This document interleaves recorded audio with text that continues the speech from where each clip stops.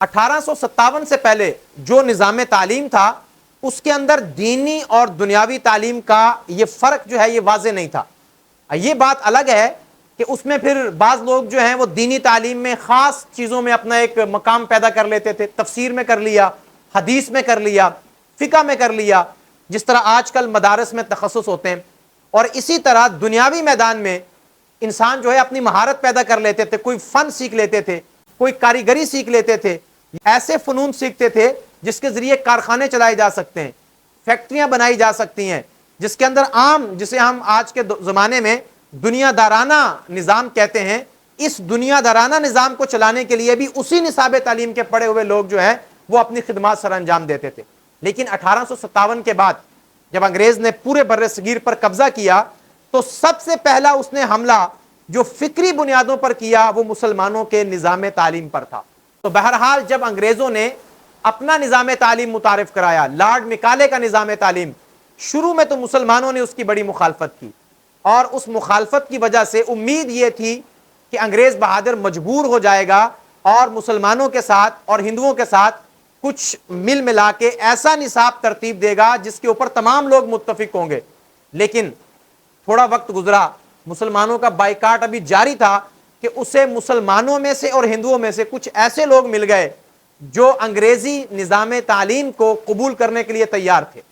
انہوں نے کہا کہ ہم لارڈ مکالے کے نظام کو قبول کریں گے. جب انہوں نے قبول کر لیا تو انگریز کا درد سر ختم ہو گیا. اس نے کہا جو مسلمان نہیں پڑھنا چاہتے نہ پڑھیں, لیکن چلو ایک بہت بڑا طبقہ ہندوؤں میں سے اور مسلمانوں میں سے ایسا پیدا ہو گیا ہے جو اس نصاب کی اہمیت کو سمجھتا ہے اور وہ نصاب پڑھنے کے لیے تیار ہے. بس پھر دھڑا دھڑ سکول بننا, کالج بننا, یونیورسٹیاں بننا شروع ہو گئیں. مسلمانوں نے بھی بنانا شروع کر دی, جس میں سر سید احمد خان کی مشہور یونیورسٹی جو ایم اے او کالج سے بعد میں علی گڑھ یونیورسٹی بنی. اب یہ اس وقت ہندوؤں نے اور ہمارے مسلمان زعماء نے اپنے طور پر یہ ایک مصلحت جو ہے اختیار کی کہ اگر ہم یہ تعلیم اختیار نہیں کرتے, اس تعلیم کو حاصل نہیں کرتے, انگریزی زبان نہیں سیکھتے تو ہم دنیا سے پیچھے رہ جائیں گے. اس مصلحت کے پیش نظر انہوں نے نظام تعلیم کو قبول کر لیا اور مجبوراً مسلمانوں کو اپنا ایک الگ نظام تعلیم جو ہے وہ متعین کرنا پڑا, طے کرنا پڑا, جس میں سب سے پہلے دارالعلوم دیوبند کی صورت میں بر صغیر پاک و ہند کے مسلمانوں کی دینی تعلیم کا تحفظ کیا گیا. بہرحال آہستہ آہستہ ہمارے مسلمان بھی اور ہندوستان کے ہندو بھی انگریزی کے رنگ میں رنگنے لگے. اب جب انگریز نے 200 سال یہاں حکومت کی تو انگریزی کے اندر جس کی جتنی مہارت ہوتی تھی اتنا بڑا اس کا رتبہ تھا, اتنی بڑی اس کی شان و شوکت تھی, اتنا بڑا اس کا عہدہ تھا. اب پاکستان بننے کے بعد بدقسمتی سے اسی نظام تعلیم کو یہاں پر لاگو کر دیا گیا. وہی چین جو ہے وہ آگے چلنا شروع ہوئی, وہی school, college, university, English medium, وہ ایک ہوا جو تھا انگلش کا وہ آج تک ہمارے اوپر سوار ہے. لیکن اس کا نقصان کیا ہوا کہ ہم نے اپنے سونے جیسے بچوں کو, ہیرو جیسے بچوں کو, قابل ترین بچوں کو, ذہین ترین بچوں کو, جو عبقری دماغ کے بچے تھے, ان کی تمام صلاحیتیں, ان کی تمام قابلیتیں پہلے انگریزی سیکھنے پہ لگا دی, پھر انگریزی سمجھنے پہ لگا دی, پھر انگریزی بولنے پہ لگا دی, پھر انگریزی پڑھانے پہ لگا دی, اور جو صلاحیتیں بچ گئی تھیں وہ انگریزی اور انگریزوں کی خدمت میں ضائع کروا دی. اب دیکھیں کہ پوری دنیا میں جو ترقی یافتہ قوم ہے انہوں نے ترقی کیسے کی ہے. چائنیز ہیں, جاپانیز ہیں, ٹرکش ہیں, جرمن ہیں, رشین ہیں, یہ بھی تو دنیا کی ترقی یافتہ قوم ہے نا. انہوں نے انگریزی سیکھ کر تو اپنی ترقی نہیں کی.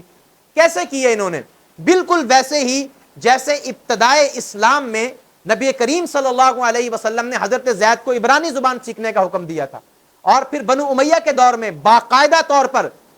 ان علوم کو سیکھا گیا جو دوسری زبانوں میں تھے. مثال کے طور پر یونانی علوم. اب یونانی علوم کو سیکھنے کے لیے عربوں نے یہ نہیں کیا تھا کہ سارے عربوں کے اوپر لازم کر دیا کہ بھائی آپ یونانی سیکھو, آپ عبرانی سیکھو اور آپ قدیم زبانیں سیکھو. نہیں, انہوں نے اپنے چند لوگ جو ہے وہ نکالے, انہیں کہا کہ تم یہ زبانیں سیکھو, ان علوم کو پڑھو, ان علوم کو منتقل کر دو اپنی زبانوں میں. اور عرب علماء نے کیا کیا, یہ ان کا کارنامہ ہے, اور خاص کر بنو امیہ کا یہ کارنامہ ہے کہ بنو امیہ کے ان مترجمین نے ان زبانوں کے ترجمے جو ہیں وہ عربی میں کیے. اب اس کے بعد عرب جو ہے وہ ترقی کے زینے پر قدم رکھ چکے تھے. پھر عربوں میں بڑے بڑے نام پیدا ہوئے, بڑے بڑے سائنٹسٹ پیدا ہوئے, بڑے بڑے فلاسفر پیدا ہوئے, بڑے بڑے انجینئر پیدا ہوئے, کیمیا دان پیدا ہوئے. یہ سب یونانی اور عبرانی پڑھ کے نہیں ہوئے تھے, یہ اپنی زبان میں منتقل کیے گئے وہ علوم جو یونانی، عبرانی اور دوسری زبانوں کے تھے، یہ اس کو پڑھ کے ہوئے تھے۔ اس کے بعد بنو امیہ کے دور میں اور پھر بنو عباسیہ کے دور میں جب ویسٹ کے لیے اندلس میں مسلمانوں نے دروازے کھولے تعلیم کے، اس پر میں انشاءاللہ پھر کبھی بات کروں گا کہ وہ وقت جسے آج یورپ ہمارے لیے ڈارک ایج کہتا ہے، اس زمانے میں ہمارا کیا حال تھا اور یورپ کا کیا حال تھا۔ تو بہرحال جب انگریزوں نے ان علوم کو سیکھا تو انہوں نے یہ نہیں کیا کہ تمام انگریزوں سے کہا کہ تم عربی سیکھو، کیونکہ علم کی معراج تو عربی میں تھی نا، یونانی علوم تو کنورٹ ہو چکے تھے،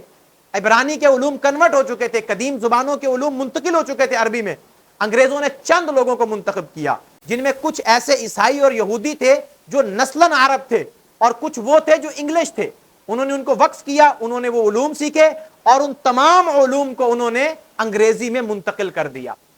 ایک وقت آیا کہ پھر انگریزی جو ہے وہ علوم کی زبان بن گئی اور پوری دنیا میں انگریزی کا شہرہ ہونے لگا، اور بہت سی قومیں جو اس کے بعد ترقی یافتہ بنی ہیں انہوں نے انگریزی نہیں سیکھی، انگریزی کے علوم نہیں پڑھے، انہوں نے چند لوگ منتخب کیے جنہوں نے انگریزی علوم کو ان کی قومی، ان کی مادری زبانوں میں ٹرانسفر کیا۔ رشین میں کیا گیا، ٹرکش میں کیا گیا، جرمن میں کیا گیا، چائنیز میں کیا گیا اور ان کو جیپنیز میں کیا گیا۔ آج جا کے دیکھیں ترکی والے جو ہیں وہ ٹرکش بولتے ہیں، وہ انگریزی نہیں سمجھتے، چائنیز جو ہیں وہ چائنیز بول رہے ہیں، جاپنیز جاپانی بول رہے ہیں، اور جو جرمن ہیں وہ اپنی زبان بول رہے ہیں، رشین اپنی زبان بول رہے ہیں۔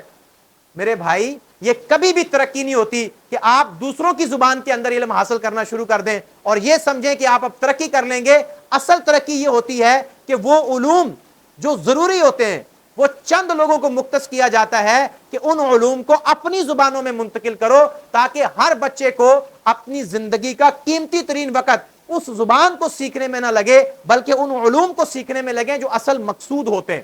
اور یاد رکھیں پاکستان کے موجودہ حالات میں ہمارے نظام تعلیم کا بنیادی کردار ہے، اور اس میں سب سے بڑا کردار جو ہے وہ انگریزی زبان کا ہے کہ اس انگریزی نے غلام تو پیدا کیے ہیں لیکن وہ مردان حر پیدا نہیں کیے جو اپنے ملک کی تقدیر خود بنا سکتے۔ کیسی تعلیم ہے یہ؟ تم نے انگریزی سیکھی 75 سال سے، اپنا تیل خود نہیں نکال سکتے، اپنا سونا خود نہیں نکال سکتے، اپنے جو معدنیات ہیں خود نہیں نکال سکتے، تانبا خود نہیں نکال سکتے، تو کیا فائدہ تمہارا انگریزی پڑھنے کا اور انگریزی علوم سیکھنے کا؟ خدا نے آج تک اس قوم کی حالت نہیں بدلی، نہ ہو جس کو خیال آپ اپنی حالت کے بدلنے کا۔